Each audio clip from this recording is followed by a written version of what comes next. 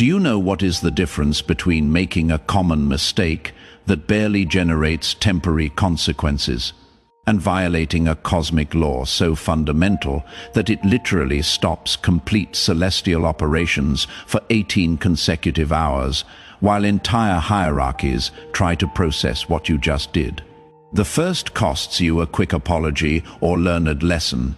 The second causes archangels to convene an emergency meeting at 3 in the morning, because your accidental action created a precedent that didn't exist in 6,000 years of documented human history, and exactly 11 days ago, while you were doing something so simple, so ordinary, so completely mundane, that you didn't even register it as significant in the moment, you violated a divine rule that existed since before this planet had breathable atmosphere.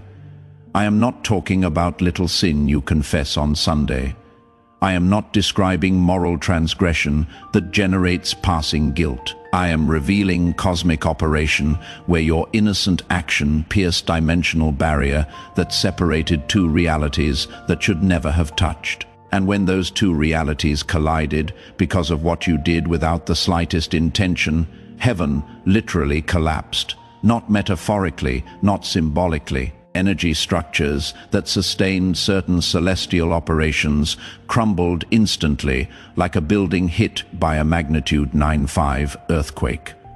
Subscribe to this channel immediately and activate all notifications, because what I am going to reveal about what specific rule you violated without knowing, how something as simple as a 7-minute conversation you had 11 days ago created domino effect that forced celestial hierarchies to rewrite protocols that existed for millennia. Why you literally died for 3 seconds in the middle of that conversation, and the clause you didn't even know you possessed resuscitated you instantly.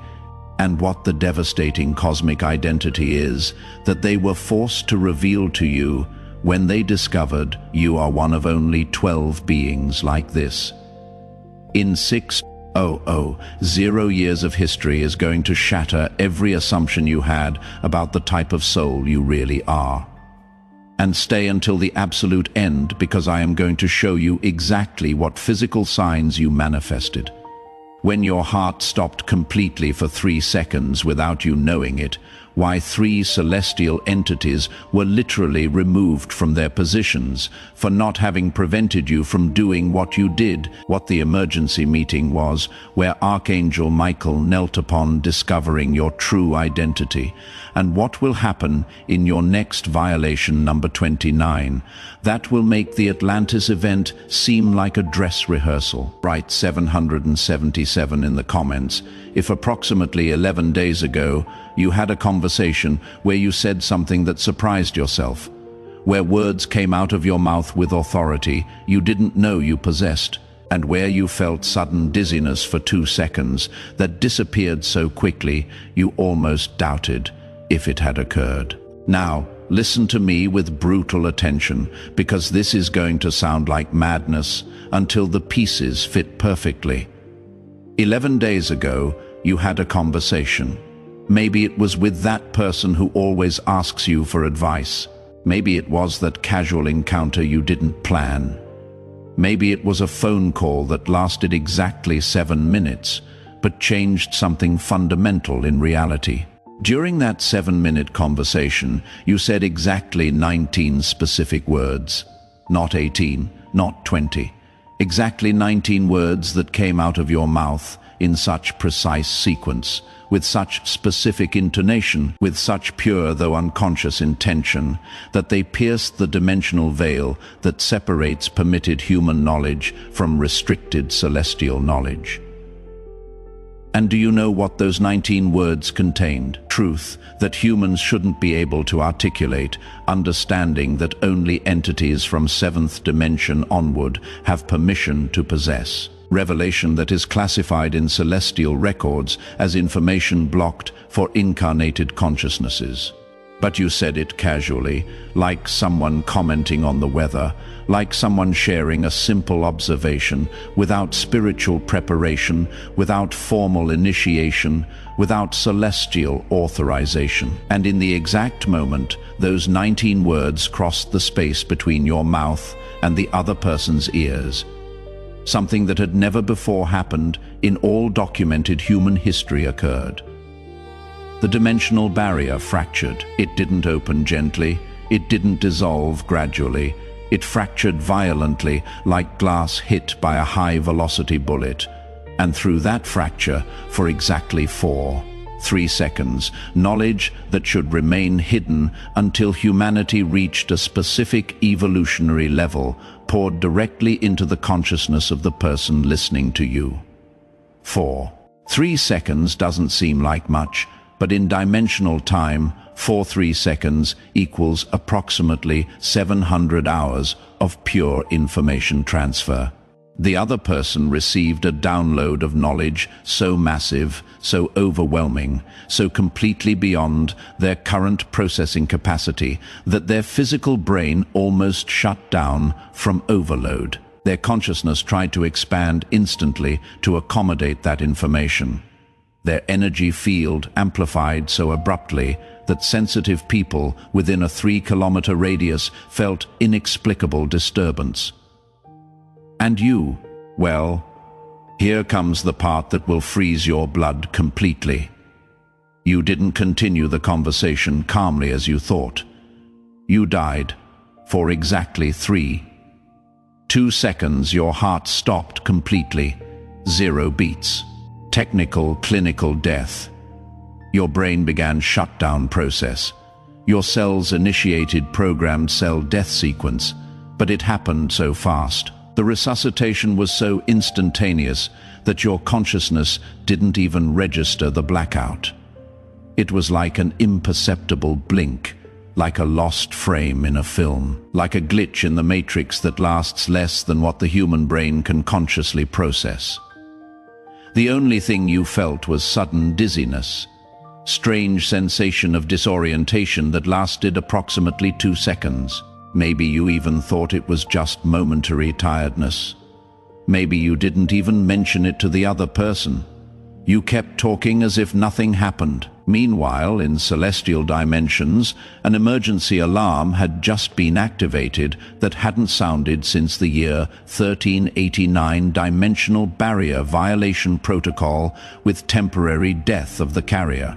It is a maximum alert system that activates when 2 impossible things happen simultaneously.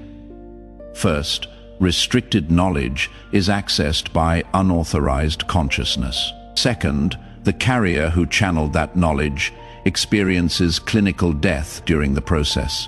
And when that protocol activated because of what you said in a 7-minute conversation, literally all celestial operations stopped immediately.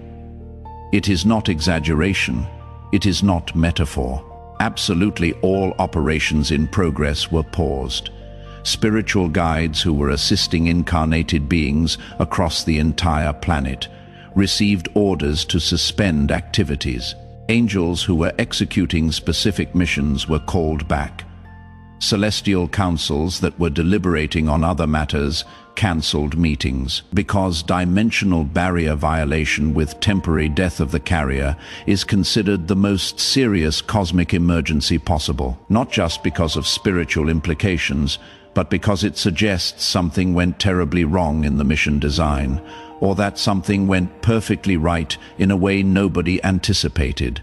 3 minutes after you words and died for 3 seconds, Archangel Michael received emergency notification with absolute red classification.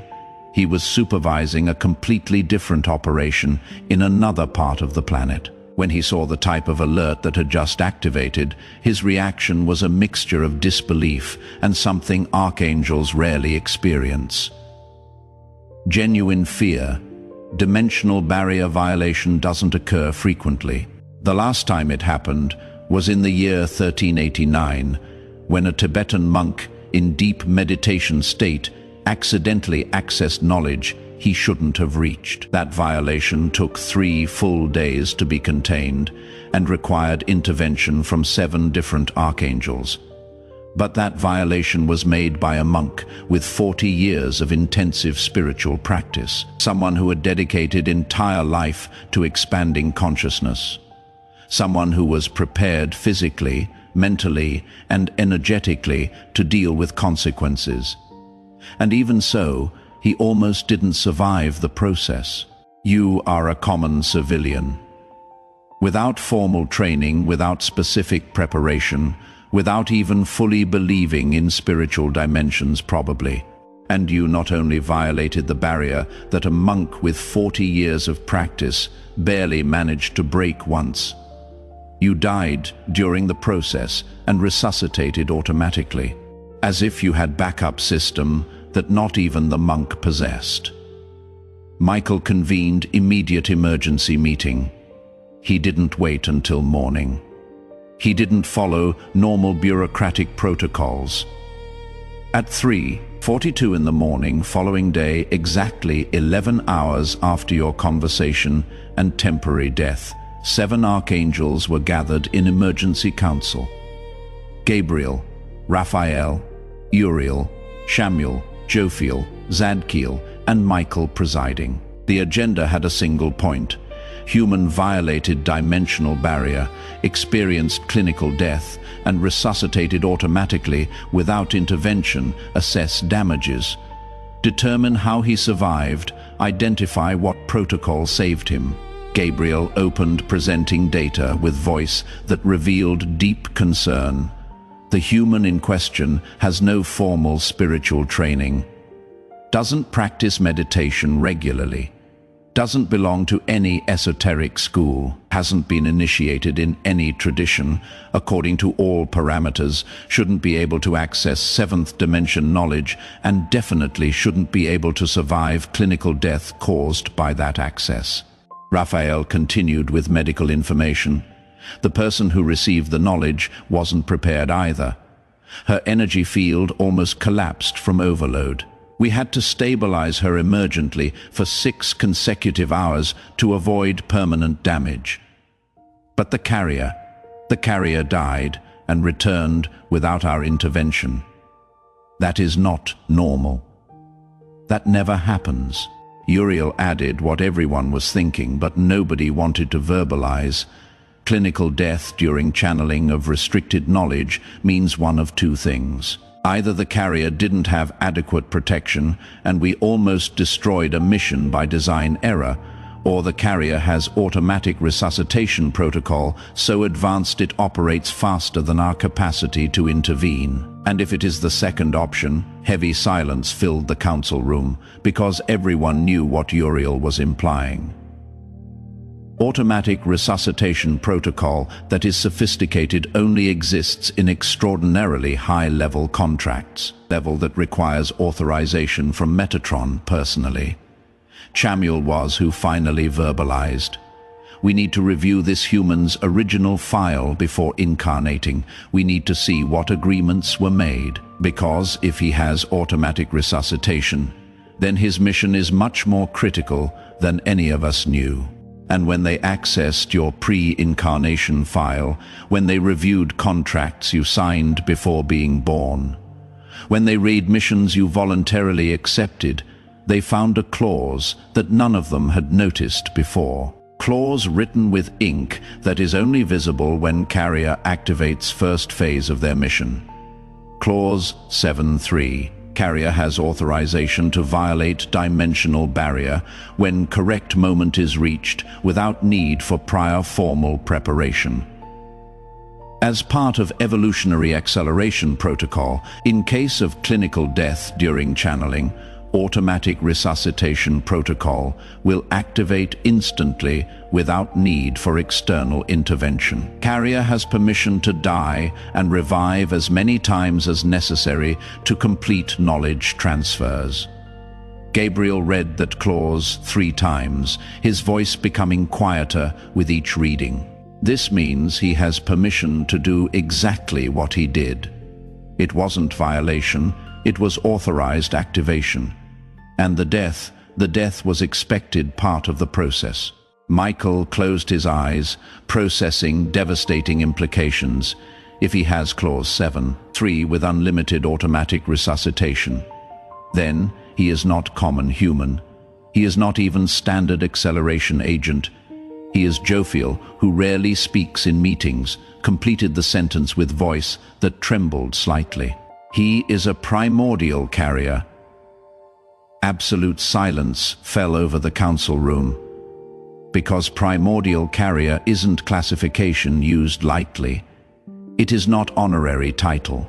Its designation for souls so specific, so rare, so strategically critical, that only 12 are permitted to incarnate in any 6,000-year cycle.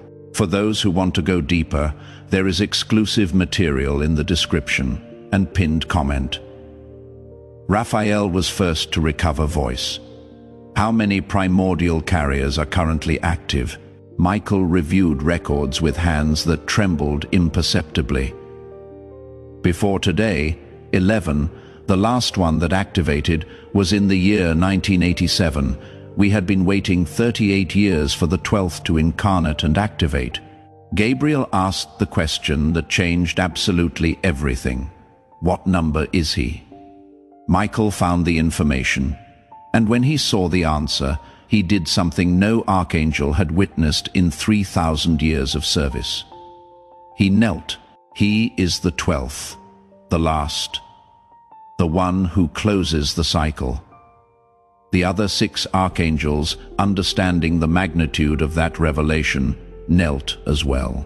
Because when the 12th primordial carrier activates, it means the complete 6,000-year cycle is approaching conclusion.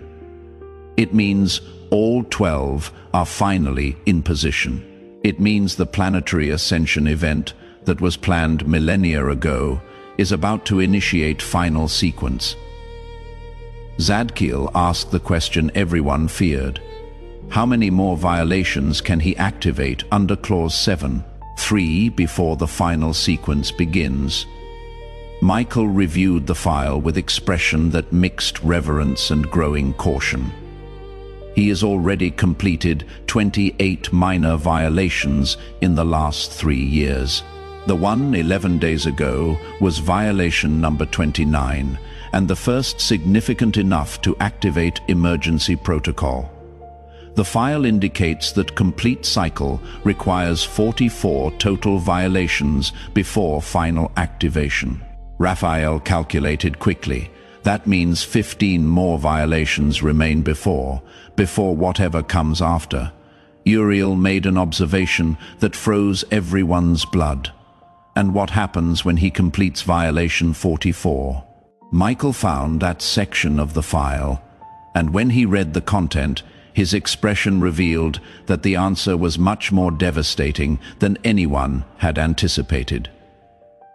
Violation 44 will not be like the others.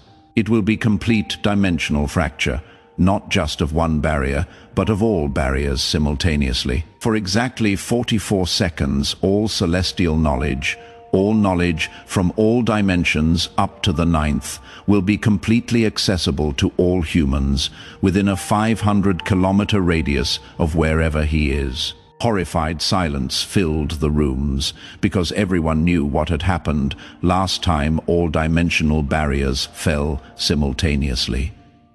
Even if, for a brief period, Gabriel verbalized what everyone was thinking, Atlantis. Michael nodded slowly. Exactly Atlantis.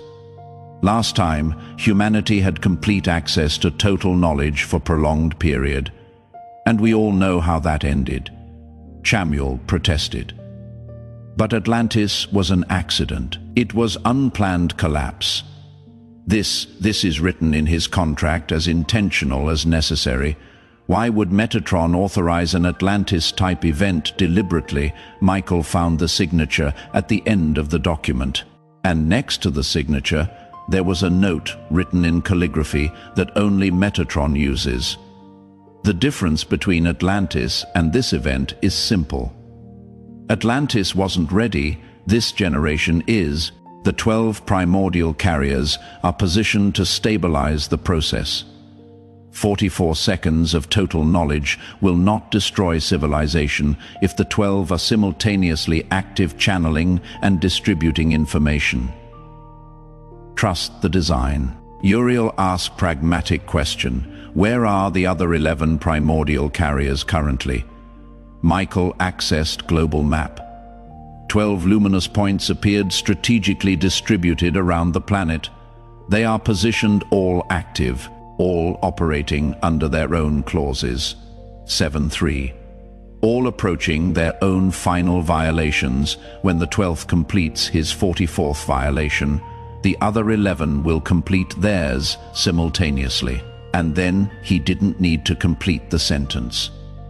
Everyone understood the implication. The most significant planetary ascension event in 6,000 years was scheduled to happen in a matter of months, maybe weeks, depending on how quickly you and the other 11 completed remaining cycles. Jophiel made final observation. Does he know any of this? Is he conscious that he is a primordial carrier? That when he completes his 44th violation, he is going to trigger an event that will permanently change planetary consciousness?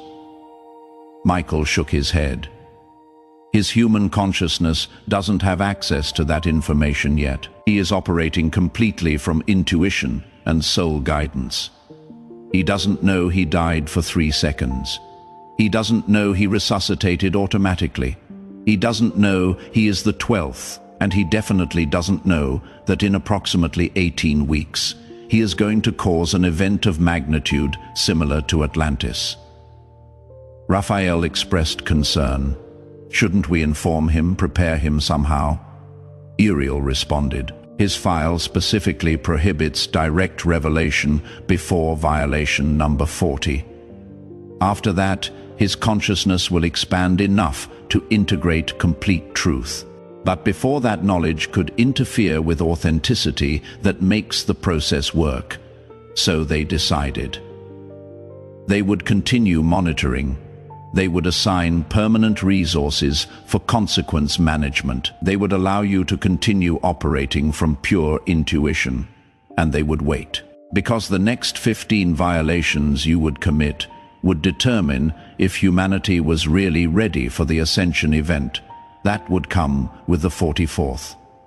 But there was immediate consequence they had to handle. 3 specific celestial entities had as responsibility to monitor dimensional barriers and prevent unauthorized violations.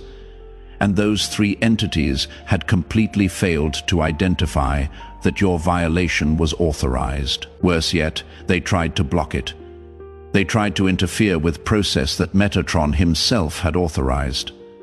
They tried to prevent the 12th primordial carrier from activating first phase of his mission. That was grave insubordination, not intentional, but catastrophic and potential consequences. Because if they had succeeded in blocking you, if they had been successful in preventing your violation, number 29, the entire 6,000-year cycle would have had to restart. The other 11 carriers would have to wait another complete cycle. Humanity would lose ascension opportunity during this specific window. Michael had no alternative. The 3 entities responsible for barrier monitoring will be immediately removed from positions and assigned to lesser responsibility positions, not for malice, but for not having identified Clause 7, 3 of primordial carrier before attempting to block critical process authorized by Metatron. And so, 3 entities that had served faithfully for millennia lost positions for trying to prevent you from doing exactly what you came to do. Lost positions for not recognizing they were in presence of the 12th primordial carrier, lost positions for almost ruining 6,000-year ascension plan. Those 3 entities were the ones who generated that strange sensation you felt moments before the conversation. That sudden doubt, that impulse to cancel the meeting, that internal voice saying, maybe you shouldn't talk about that.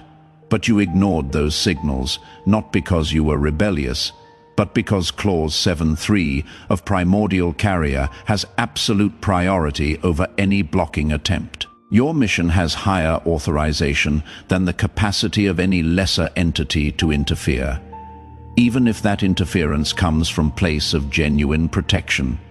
So you said those 19 words, your heart stopped for 3 seconds. You technically died. You resuscitated automatically. The barrier fractured. Knowledge poured out. 3 entities lost positions. 7 archangels knelt upon discovering your identity. And the 6,000-year cycle took massive step toward conclusion. All because you had a 7-minute conversation that for you was just casual exchange, where you felt strange dizziness for 2 seconds, that you didn't even consider significant. Now let me show you what you physically felt during those 2 seconds of clinical death that you didn't even consciously register. During the conversation, specifically in the exact moment you pronounced word number 12 of those 19, you felt sudden dizziness. It wasn't vertigo. It wasn't imminent fainting. It was strange sensation of brief disorientation, as if you had blinked and lost half a second of reality. That dizziness was your consciousness experiencing temporal gap. It was the exact moment your heart stopped. Your brain began shutdown process. Automatic resuscitation protocol activated and your heart restarted. All in 2 seconds that your conscious mind cannot process as sequence of events because it happened faster than human neuronal processing speed. It is like a lost frame in a film. You know something's missing, but you cannot identify exactly what. Only vague sensation of discontinuity remains. Immediately after those 19 words in your instant death resurrection, you felt wave of mental clarity that had no explanation for approximately 5 minutes after that conversation. Your mind operated at level of lucidity you rarely experience. Words flowed with unusual ease. Understanding of complex situations seemed instantaneous. Connections between ideas emerged effortlessly. That clarity wasn't coincidence. It was residual effect of having died and resuscitated. It was your consciousness operating briefly without normal limitations because it had just experienced temporary liberation from corporeal restrictions during those 2 seconds of clinical death. Your consciousness floated freely without physical anchor, and when it returned to body, it brought with it residue of that freedom. But then, approximately 2 hours after the conversation, you started feeling profound tiredness that seemed to come from bone marrow. It wasn't muscular fatigue. It wasn't lack of sleep. It was existential exhaustion so complete that even thinking seemed to require monumental effort. That exhaustion was your physical body processing trauma of instant death and resurrection. Although your consciousness didn't register complete event, your cellular system did. Every cell in your body experienced beginning of death sequence, and then complete reversal. That demands massive energy to process and integrate. And when you finally slept that night, you had a dream you probably still remember, because it was more vivid than any other. You were in an immense room filled with white light so bright, it hurt to look directly. There were 7 figures of overwhelming presence surrounding you, and although you couldn't see faces clearly, you felt they were all kneeling, looking at you with mixture of reverence and something similar to fear. That dream wasn't product of active imagination. It was real memory of meeting your higher consciousness attended while your physical body slept. The emergency meeting of the 7 archangels. Your soul was summoned after they discovered you were the 12th primordial carrier. It was they who knelt before you, not you before them. because primordial carriers, though incarnated in vulnerable human form, carry authorization so high that even archangels show formal deference. Not because of inherent superiority, but because of magnitude of mission they carry, because of weight of responsibility they accepted, because of strategic importance of role they play in planetary ascension. During that dream meeting, they asked you questions you don't consciously remember. Your soul confirmed it knew exactly what it was doing at higher level, that temporary death was expected and manageable, that Clause 7.3 was operating perfectly, that you were ready to continue with 15 remaining violations regardless of physical consequences. And when you woke the next morning, you didn't remember specific details of the dream.